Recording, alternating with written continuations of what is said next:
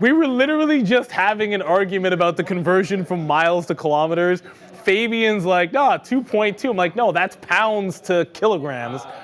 Yeah, so 1.6. So yeah, you guys do the math there. Thank you very much. I just heard myself there for a second. Thank you guys very much for joining the market recap. Thank you to Daniel, Mr. Westermeyer, one of our longtime viewers, ringing the opening bell, ringing the closing bell. We're going to grab a pint after this, have a little bit of fun here. He's up with his wife from Kansas City. Sorry what my Bills did to your team. I don't know what to tell you, but the Bills are just legit. We're running through the Cowboys, we're running through the Chiefs, we're running through everybody. We're just taking names up in here. But this market is taking names. We talk about this being a bull market and about it's a bull market until it isn't, and then you see a day like today. Nvidia through highs. Qs just continuing to press, almost a full % to the upside today. It's been super impressive, but you know what? Guess what got off the schneid today? Now, okay, I shouldn't have shown the weekly chart here because then it kind of sucks.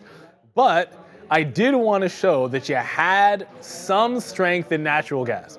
UNG of all things today, believe it or not, it's been an absolute dumpster fire overall on the daily, natural gas, but you did have a bounce and a continuation move today. It wasn't the biggest. It's going to be USO leading the percentage gainers, up 1.4.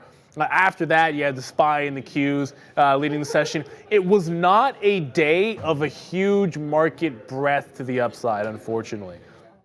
So a couple of things, just starting off with oil. Like, yes, we had a strong we had a strong day, and we have been bouncing off the lows, but you are still channel down on USO. We have not really broken trend. Maybe if we can climb and close above 70, then you start to break that trend into the upside. That's what everyone's looking for. I'm sure at some point they'll start replenishing the strategic oil reserve. Got to happen eventually, but not just yet. So the trend is still your friend if you're looking to the downside there, but showing some signs of strength. The bigger story, the NASDAQ, baby. It's just the NASDAQ world. We're all living in it. Yes, you had a bit of a dip at the end of the day, but it's just more green upon more green upon more green. When we talk about this being an upward trend, we're going to have Michael Nauss, and he's long the markets. I mean, everybody's long the markets in your long term, but in the trading, we've had bulls up on the desk for I don't even know how long. We can't even seem to make it a bear market. It doesn't happen. You're just continuing to go higher. And it might be a slow creep, but you've just got to stick with it. Now, not everything is roses today. What's the worst thing in the market today? Of course it is. Of course it's the TAN ETF again. I mean, why not? Just when it was finally making a bottom, then it's down 2% plus today. But you know what? The good sign is, the good news, you had Solar Edge coming out of the index. Again, it's been a dumpster fire. I'm not calling a bottom on this. And yes, you had to pull back today. But this is 40. This is a higher low 44. This is a channel breakout on the daily chart. And you know what? In this recent pullback, it's held and has yet to break previous resistance. So there's signs of a bottom happening on this ETF. Some of the solar names are starting to wake up, come back to life. When the Fed starts talking about lowering rates, capital intensive, those types of names, they're going to start to rebound. That's what you're finally starting to see here. Individually, Solar Edge, of course, coming out of the S&P 500. That sell-off has already happened. Obviously, you can start to get some buying in sympathy. You had Uber start to sell off as well after they got their big bounce. So what was the big trade today? Well, there's no question that Meta is going to be, that was the barn burner. And a lot of times you'll be looking for opportunities. You can have all your ideas out there, and then something jumps out that wasn't part of your original plan. Like it wasn't there. It wasn't something you were thinking was going to set up, and then suddenly you're at a key price level, which is the most key thing you're looking at in the morning. And that's what happened today on Meta. So on the daily chart, you can see Meta, super strong stock, all that good stuff, yada, yada. But I'm just going to pull out maybe we'll pull out the 5-minute chart here and full screen that one for you. Because I'll start from the 5 and then to the 50. I'll go to 15, then go to the 5-minute chart. Because Meta was chilling out at about 335 in the pre-market, like right around the open. but you had this big 338 top from last week. Now, this wasn't looking like it was going to make that kind of a break. It felt as if we got to 338, it would be after a long morning rally where you're looking to play some 11 o'clock noon fades and then worry about that level.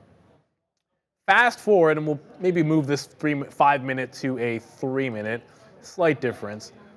Then right away at the open, within a matter of a minute or two, you are testing that 338 level.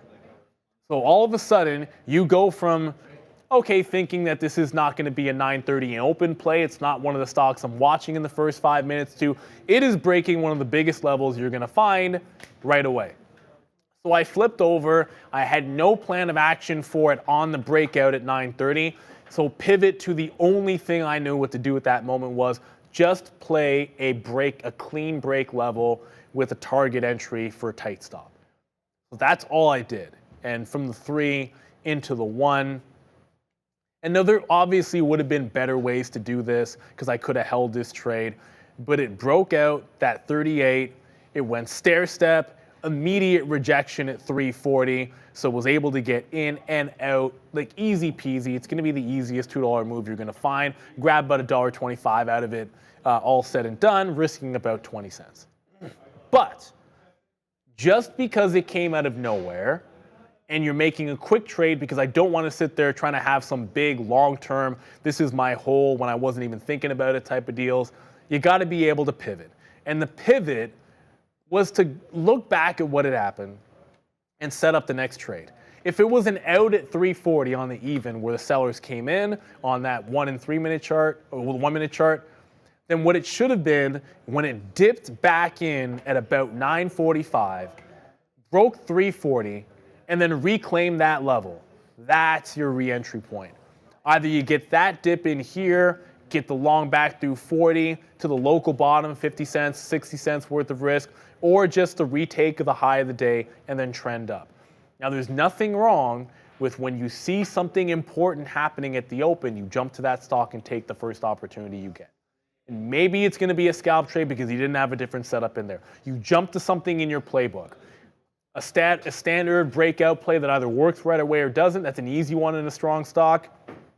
A fade if it's a big resistance level and you're bearish on the stock with a tight stop, that can be in the playbook. But if it sets up something to hold, you got to be able to get back on over to it. Meta, as much as it was easy money for the long early, it could have been easy money on the continuation as well. So I'll be a little bit disappointed in that. Not completely though, because we did capture the win. The other thing I want to get to, obviously there were a lot of good opportunities to trade today, but I want to say we always talk about relative strength and relative weakness.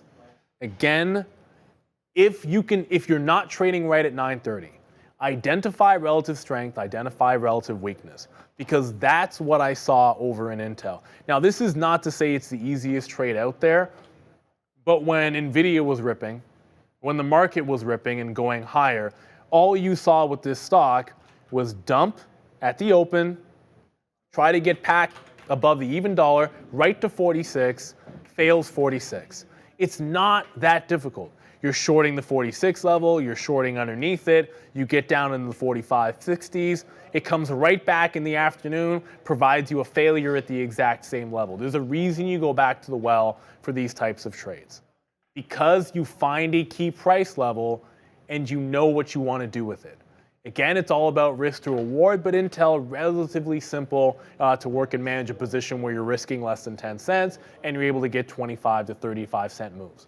So that's why I like Intel. It was clear it was relatively weak all day long on a day where Nvidia was absolutely and abjectly ripping faces off. And speaking of which, I'm not going to talk about this market and not get to Nvidia. We're going to get to the Nauss boss in a quick little second here. But if I'm going to slap the fail on not doing anything, it was missing the 500 break on Nvidia because my stop was not aggressive enough. So I crossed up to 521 cents on the break on Nvidia today. Obviously, that was the wrong thing to do, but there's always a price you're not willing to pay. I don't use market orders when I'm taking a breakout trade. I always try to use limit orders. If I can, as I said, there's always a price you don't want to pay. But this is what it looked like when it broke 500. you just you want to have this trade. And I think if I put like a 40, I probably get it if I put like 30s or 40s. But that was as clean on a 1 minute chart. Your first red candle's off of $1.50. It then continues to trend higher till it gets to 504, holding higher lows the entire way. That is a clean breakout trade. Again, a more aggressive stop order would have worked for me. I was not aggressive enough off this level, so it was a bit of a missed opportunity. So with that, plenty of great trades to be had on this Monday. I can tell you, this Nvidia, closing at that $500 level, it's been wild. Every time it gets up here, it seems to want to retrace back in. Whenever I get the okay from Ram, we're gonna get to the Nauss boss. Oh, we're gonna get to Michael Nauss. And the funny thing is, I always like to put him on the spot. I'm giving him forewarning that the last thing I talked about was Nvidia and me missing out on the break. So he has a few seconds to anticipate what I'm going to ask next. But hey, you know what time it is? It's time for a little trader talk with our favorite guest around here on a Monday. It is Michael Nauss.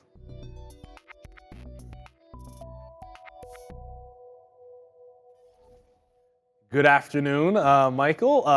Good afternoon.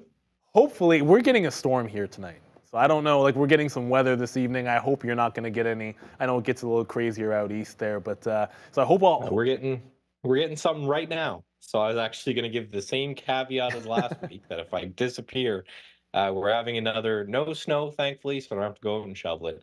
But yeah, some pretty wild wind out there right now.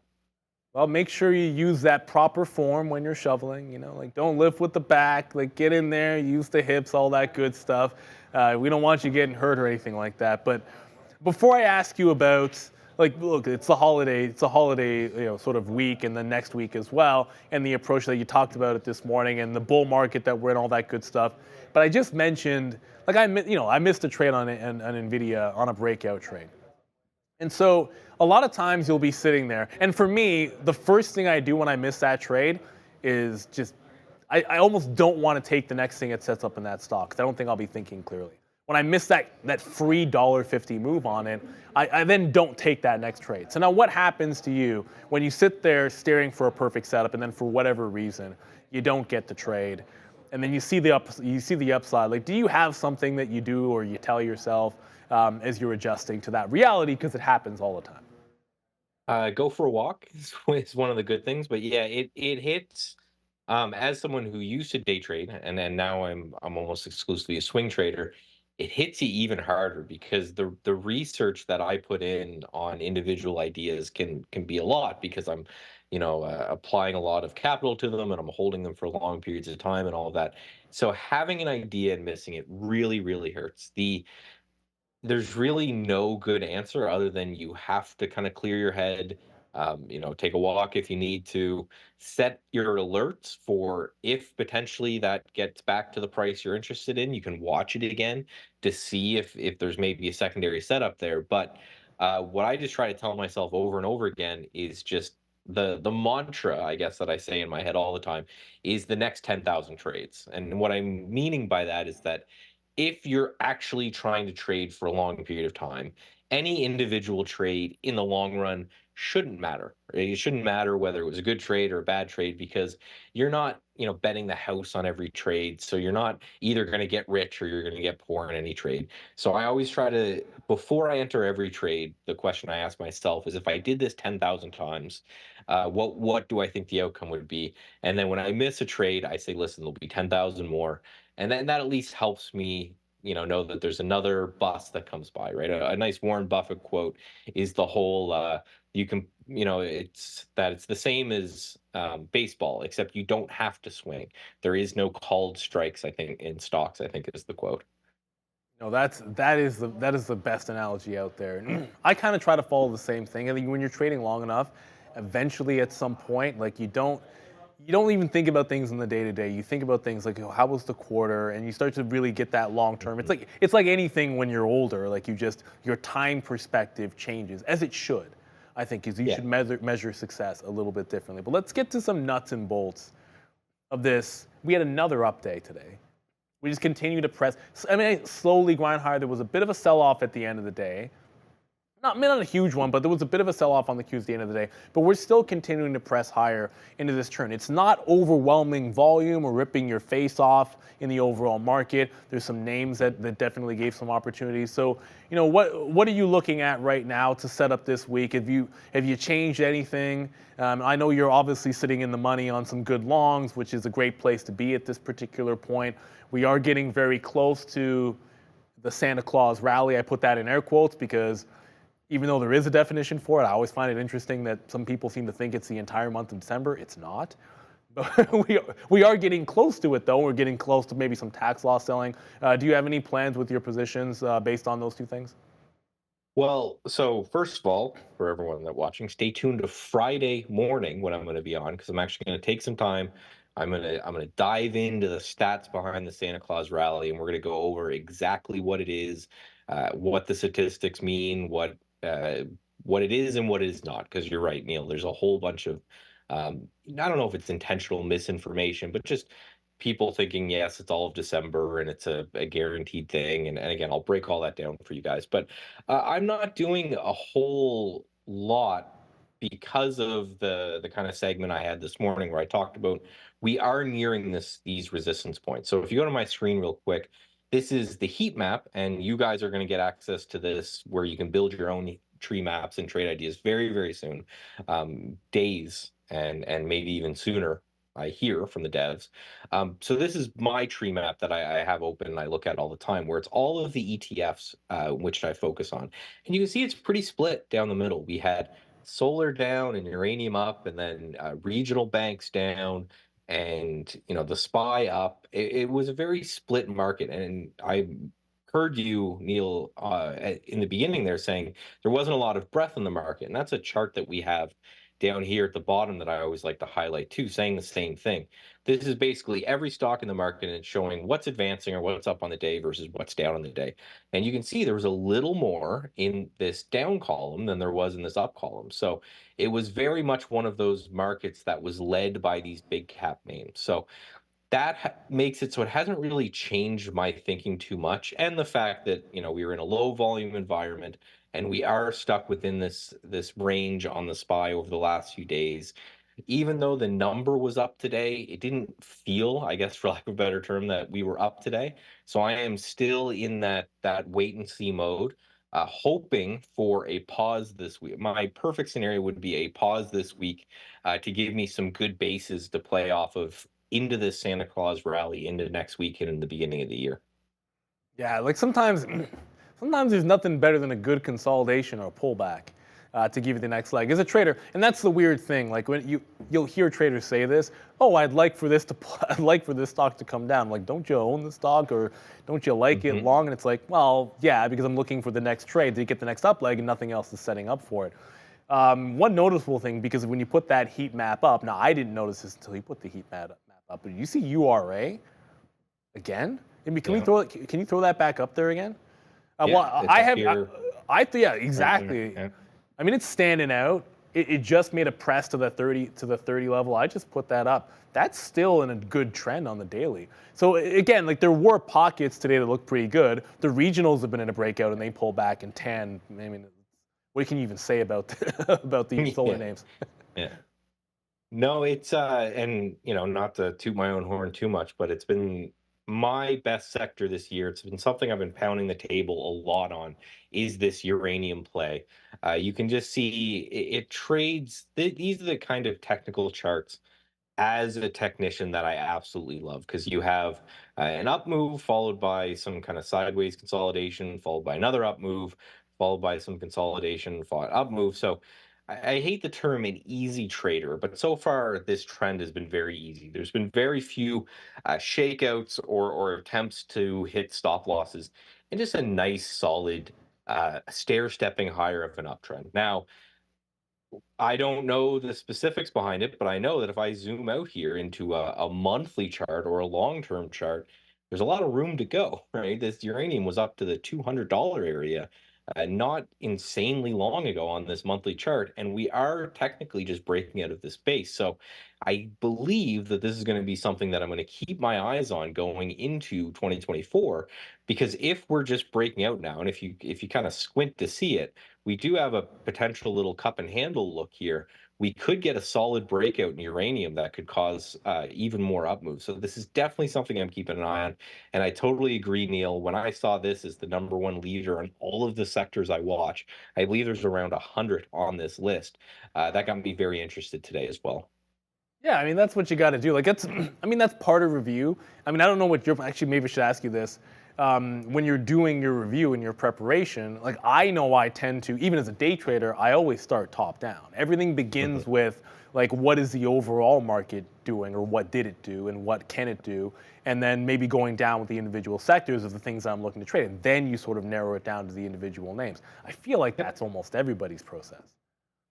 Yeah, and that's the most common, and I think it makes the most sense for the most amount of people, because if the entire market is in a downtrend, then that makes the sectors that are in uptrends way more interesting. You know, if everything is going up, it actually makes my job as a relative strength trader much harder. I heard you talk about your Intel AMD thoughts when I was in the green room there, and it's the same thing from a swing trading point of view. I love when the market goes down, because as a relative strength guy, it makes my job way more easier. I just need to find the stuff that didn't go down with the market.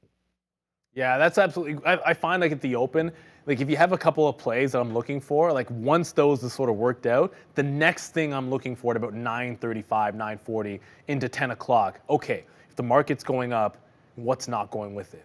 When the market pulls back, the market's like, hey man, like what's actually still strong? Because that can give you those easier trades to sort of work up. Not that anything's easy, but when the Mhm. market is, at the end of the day, I mean, you can sit there and you can hunt for a straight fastball. Or you can try to hit the curve all day. I mean, give me the straight heater, and I'll be good to go when I'm in the batter's box. Not that I couldn't hit a slider, but it's easier when it's nice and straight. I love the baseball analogy. I love the baseball guys. I don't know about you, but I love those analogies for baseball. You already dropped one, so I get one too. Exactly. But no, I think that's actually one thing that you're gonna love when we get you these heat maps. Is it's something, again, I day trade more for, I call it engagement, just to keep me interested in and looking at the market all day. But I've been loving them for that, because it's very easy to go to a heat map and just say, okay, the market is down. Let me focus on the big green boxes and start to click through those, and vice versa. The market is up. Let me click on the big red ones as well. So again, it's the same. It's what I do for swing trading. I think it works just as well as day trading. People ask me all the time, for like kind of one, I guess, idea of the market that I could kind of pass on to them. And I think it's got to be relative strength, relative weakness. There's a whole bunch of academic papers on them that I can share with anyone. My X things down below, if you want me to, I can send them over. If you're a nerd like me and you like reading that stuff, there's academic papers that do them. A lot of successful traders I see, both you guys with day trading and other swing traders, investors, use it. I think, again, I hate just like you using the word easy, but I think it is the simplest way to look at the market. Is okay, the market's going down, just whatever my time frame is, if the market's going down on that time frame, just show me the stuff that's not going down. Yeah, and when we talk about support and resistance, the reason why, and from a fundamental standpoint, why I think it's the first place for a lot of traders and why you should look at it, because the easiest thing to do, in a sense, is when other people are buying and buying for a lot of money, then that's, you just want to join where big money is buying, and big money buys at support levels. Like it's just like that's where it's showing you that there's an acceptance of that price. Stock's going down into it, and it finds more buyers and sellers, and all you're doing is joining the party. And it's easier to join the party than be the person that sets it all up. And you know what it's like. I mean, you have to host, you have to get all that other stuff. You got to be the leader out there. It's just so much easier to just show up, have a few brews, and enjoy the evening. And that's what you're doing when you're buying off support and resistance. Now, that's a weird analogy, but to me, it makes a heck of a lot of sense. I think every trader, when you're starting out, it's the simplest thing that you can look to. And just, if I can, I just want to, I have that URA chart up.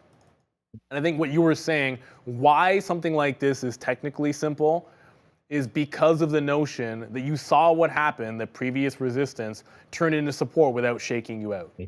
And it was doing that. Easy support bottoms, but when it broke the next channel up, the obvious support level was supported. You had a top at 24 change, and then you had dips into just underneath 25 that never violated it. That is about as easy as it gets in terms of a setup. You know exactly where you're wrong.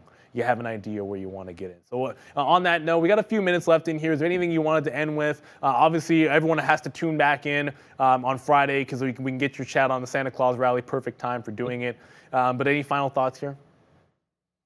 So I was going through, and I've shown this a few times on the show. We have this system in Trade Ideas that I built. Speaking of relative strength, which we call TI strength, and what this is doing is it's ranking all of the stocks in the market in real time based off how strong they are relative to all of the other names in the market. It's doing so with this kind of complicated ranking algorithm. We've back tested it. It works. I think we've gone back 6 or 7 years, and we've been using it for 3 years. It generally outperforms the market. Now, it's not trading low float penny stocks that's going to triple your money or so, but generally outperforms the market. So I was actually clicking through this again while I was in the green room, just hanging out, and there is a lot of shipping names. So this is, again, I haven't flushed out this thought, but I think it's good to share with you guys anyway. A couple of the top names, Yelp, but that's not really interesting to me. It's a nice looking chart on Yelp, but it's not super interesting. But this Sky W is air transportation. This GOGL is a deep sea transportation, and then TK is another deep sea freight. So I don't know if it's Christmas related. It's everyone sending their stuff around. But just one thing that I noticed when I was going through, again, one of my favorite scans of the relatively strong names out there, seeing a lot of shipping names. I don't know if there's something on the horizon or maybe some news that I missed. But if you're doing some scanning tonight, I think that's a good place to look. And as you say that, I only happen to know this because, like, in our morning chat, in the chat room on the show in the morning, when I open it up, there's always conversations going on for the traders, and then we're talking about the shipping stocks. And of course, there actually is news because there's issues going on in the Red Sea with Red Sea traffic being paused, so you're getting some moves in the shippers. But as you just said there, if you're not looking, maybe you're not just following Reuters and reading every single news story. Everything starts with price action. Right? Like as a trader, I don't care if there's news. I care if there's price action, and then if there's news, that's even better if it happens to be causing to happen. So you want to have a scanner that gets you the idea, and then you can worry about, okay, well, what's the news? Do I really like it? If that's part of it, or just do you look at the technicals? Now, in an upward move, it doesn't hurt to have a catalyst. I'm a believer in that. I'd rather something be going up for a reason that attracts other types of traders and other buyers as well. It just makes it easier for you. But that's a great look. I look forward to seeing that scanner on my platform. I'll send it over to you. As always, thank you, Michael. I hope you guys don't get a bunch of snow, but generally speaking, you're on the East Coast, so you're probably going to get a bunch. So have fun shoveling, or don't, and make sure you stay safe. Don't hurt the old back there. Thank you as always. Thank you very much, and I'll see you guys on Friday. As always, a lot of fun there with the man, the myth, the legend, the Nauss boss himself, which we always like to do. Look, fantastic analysis. What I love about Michael is how simply he breaks things down for you. Trading isn't easy, but sometimes if you can make the concepts and the ideas to follow a little bit more simple, that's the way to go. We got about a minute to go, at least according to that clock that I see ticking down every single time that we're doing this. And so we'll get into some roll call here. I do see some regs out there, so we're going to jump right into it, Darwin. As Darwin in the chat shouting out the Breakfast Club. And I didn't know we had a name for the early regulars in the chat in the morning, but I like it. We're going to call you guys the Breakfast Club. Generally speaking, between 6:45 and 7 when I'm in, that's when the stream goes live.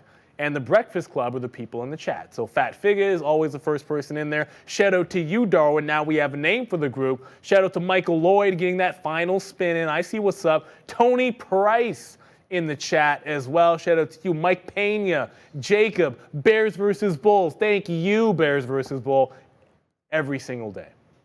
Best moderator in the business. You know what's up. Juan Padilla, let's go. John E, Prania, Trey Only. We got Pavel in the chat. What up to you? There is Lava News, the sweet and salty.